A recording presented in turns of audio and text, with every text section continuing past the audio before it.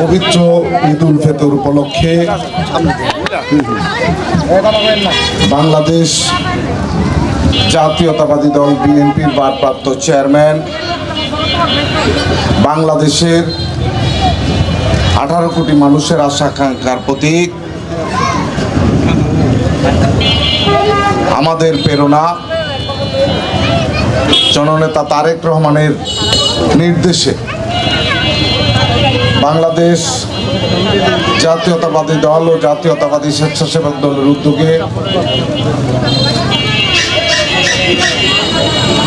সাধারণ মানুষদের মাঝে ঈদ উপহার বিতরণ অনুষ্ঠানের সংগ্রামী সভাপতি,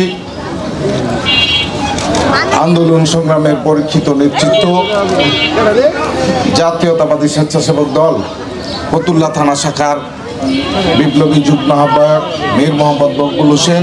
আজকে আমরা এখানে উদ্যোগ নিয়েছি, এখানে আমরা ঈদ উপহার তারেক রহমানের পক্ষ থেকে আপনাদেরকে দিব। তারপরে আমাদের নেতাকর্মীরা বাড়ি বাড়ি গিয়ে আপনাদের খোঁজ খবর নিবে।